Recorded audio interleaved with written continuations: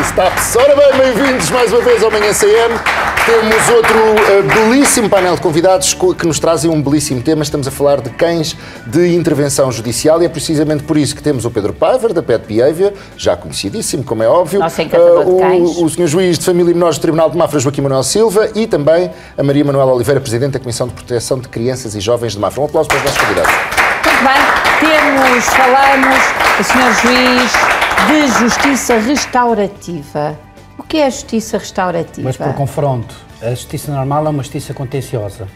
É uma justiça que visa um ganho ou de perde. É trazer as guerras dos privados para dentro do tribunal. Certo. E tem que haver um vencedor e um culpado. Há sempre. Em regra há. A justiça restaurativa é uma justiça que ganham ambos. É uma justiça em que o processo é usado para um caminho de evolução de todas as pessoas. Estamos a falar de família. Estamos a falar normalmente de comportamentos ou de problemas com crianças. E, portanto, ali ninguém pode ganhar ou perder. Quando alguém ganha, alguém perde e a criança perderá sempre. Doutor Juiz, e também o Pedro e a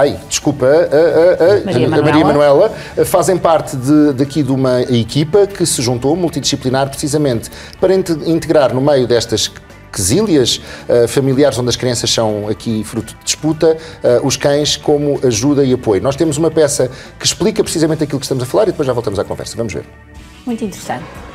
Numa experiência pioneira em Portugal, a Comissão de Proteção de Crianças e Jovens de Mafra e o Tribunal de Família e Menores do mesmo concelho recorreram à terapia ocupacional com cães no apoio aos menores. Dentro de um projeto que nós desenvolvemos aqui, que eu chamo de Justiça Restaurativa, que é uma justiça que não visa decidir quem ganha ou perde, é uma justiça que visa que os pais ganhem, que as mães ganhem e que, no fundo, as crianças ganhem igualmente.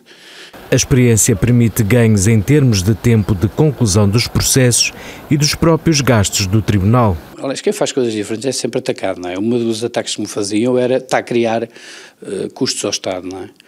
Eu então fiz contas, quanto é que eu gastei num ano judicial. Contabilizado até o fim de maio, gastei 5.000 euros. O recurso à terapia surgiu após uma demonstração. Faz uma demonstração numa das escolas do nosso concelho com crianças com necessidades educativas especiais e aí fez-se luz.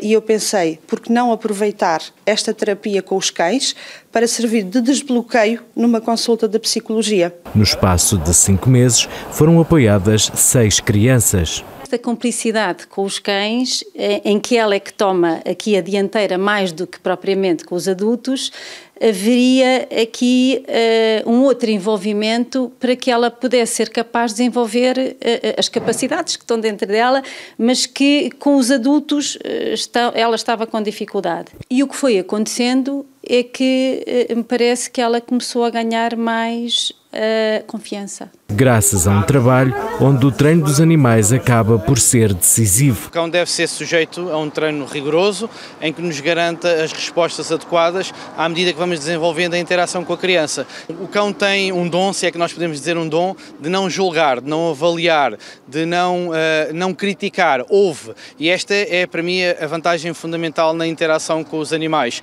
Resultados positivos foram rapidamente demonstrados. E foi extraordinário na primeira consulta que houve, em que teve de facto a psicóloga que fazia o acompanhamento do processo e em que esteve o cão serviu como desbloqueador e o difícil foi parar aquela miúda de falar. No Tribunal de Mafra, o recurso à terapia é promovido por uma equipa multidisciplinar num trabalho que demonstra provas crescentes. De facto, deixem-me dizer-vos que estão de parabéns por esta iniciativa, porque é uma iniciativa, porque se ainda não se faz em todos os concelhos de distrito é porque é uma iniciativa vossa. É de facto conhecida a importância dos animais na interação com crianças, com idosos, com doentes, mas também, óbvio, não é de espantar que ajudem neste processo, que é tão difícil, Maria Manuela. Sim, é um processo muito difícil e quando temos principalmente já nos jovens que passaram por já 2, 3 processos, por exemplo, nas comissões em que tiveram um em criança, que é arquivado porque a situação de perigo de facto não se confirma ou não subsiste. Anos mais tarde, muitos deles são reabertos e voltamos a apanhar na altura, nessa fase, um adolescente e quando de facto verificamos que é preciso ali uma ajuda externa à equipa da CPCJ e muitas vezes temos que recorrer à psicologia, imediatamente há uma reatividade da parte deles. Porque já passaram por isso muitas vezes. Já estiveram 2, 3 anos em psicologia e o que eles me dizem é: isso não ajudou nada, só estragou a minha vida. E em conversa aqui com o Dr. Joaquim, falamos muitas vezes aqui da procura de soluções para estes casos. E de facto, quando conheci o Pedro e quando vi o trabalho que ele desenvolvia, fez-se luz e pensei, por que não juntar aqui as duas coisas? Neste caso é um trabalho ligeiramente diferente, não é? Sim, é um trabalho ligeiramente. Quando é que o cão entra neste processo? A contextualização deste trabalho é ligeiramente diferente daquela que temos vindo a desenvolver até agora. Certo. E aqui o cão entra no processo de ser o principal facilitador ou desbloqueador perante este cenário que a doutora... Mas explica-nos uma coisa, ou seja, há aqui um litígio, e há uma criança ou um adolescente no meio deste litígio, ok? Sim. Os tribunais de nós são coisas super agressivas para as próprias crianças, não é? Onde é que o cão entra no processo? É apresentado à criança, fica em casa dela, como é que se faz? Isto tem aqui enquadramentos que, é assim, se eu estou a tentar mexer em comportamento, quer da criança, que está com problemas, neste caso de autonomia, quer nos próprios adultos, eu tenho que estudar isto, não é? E se nós formos estudar isto é complicado, não é? Certo. Quase todo o nosso comportamento é do lado do inconsciente, não é? E o problema de muitas terapias, umas funcionam de uma maneira, porque eu tenho terapeutas sistémicas freudianas, tenho sistemas familiares, de constelações, e tenho mediadores, e tenho atualmente até uma coisa que é uma espécie de coaching, que é um psicólogo que vai à casa das pessoas, no fundo, dentro do circuito do seu ambiente, da casa da pessoa, e às vezes janta lá, e há aquela relação para intervir. Portanto, o Dr. Joaquim tem uma bolsa de recursos de várias coisas e depois aplica consoante o caso. Neste caso, a terapia canina é um dos recursos que tem. Mas aqui tem duas partes. Isto é uma espécie de terapia ocupacional que facilita também as outras terapias, porque esta miúda, por exemplo, fez duas coisas. Primeiro, que sendo ela própria treinada para ser treinador de cães, ela empoderou-se na liderança. Certo. Essa liderança, que era o problema que ela tinha da autonomia, os medos e as fobias que ela tinha, que não resultam sequer de um conflito aberto dos pais. Resultam de outras coisas, não vale a pena aqui falar, porque aí já entramos dentro do caso do foro íntimo, não vale a pena.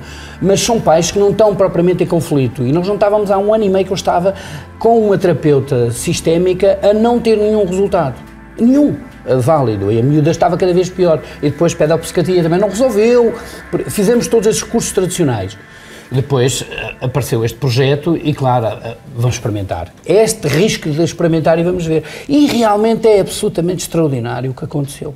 Porque a miúda, digamos que os bloqueios que ela tinha abriu-se, não só nas terapias que foram feitas pelos técnicos do Pedro, que são psicólogos, porque fizeram eles também próprias terapias, mas também na forma como na atividade ela desenvolveu um processo de liderança e se autonomizou. Ok, qual é o vosso trabalho então? Que terapias são estas? O nosso trabalho é... Os cães não vão para casa. Não, os cães não vão para casa. Nós temos sessões que são agendadas consoante a disponibilidade dos utentes e o trabalho é dar estes desbloqueios que nos são transmitidos através desta equipa e com os nossos especialistas, neste caso psicólogos, alavancar então estas competências que são tão necessárias. No caso de uma criança, o processo é... Aqui estamos a falar de uma adolescente, pelo que percebi, ou uma jovem ou pré-adolescente. Quando é uma criança é mesmo num desbloqueador, não é? É um facilitador, é um desbloqueador, é promover de alguma forma a responsabilidade, o amor, o carinho. Sim, há toda uma série de competências, como tu disseste, há toda uma série de competências que são individuais e que, claro, que podem estar condicionadas à idade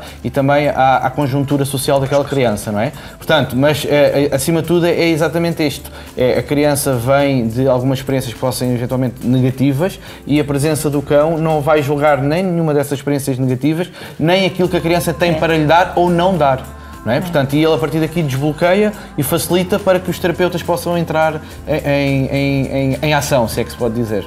Isto é sobretudo, para além de ser útil para os processos em causa e útil para os utentes, é bonito de perceber que há um município que tem profissionais multidisciplinares que se preocupam em facilitar a vida de crianças e adolescentes. É extraordinário. E tem um município, porque o município cede-nos salas, cede-nos espaços para fazer este tipo de trabalho se for necessário, faz intervenção social conjuntamente com o Tribunal e interagindo com o Tribunal e, portanto, temos um município também aberto a isso. Maravilhoso o município de Mafra, nunca são demais elogios. Certo. É bom que isto seja replicado noutros municípios, fica aqui o exemplo. Muito obrigado aos três. Pedro, muito obrigada mais uma vez. aqui. Deixa-me só terminar para te dizer que estes cães já estão verdadeiramente embalados nesta atividade, porque já estamos acima das 2.000 horas de trabalho com crianças, mais de 70 crianças, portanto, e isto está documentado e registado, e convido todas as pessoas a que queiram conhecer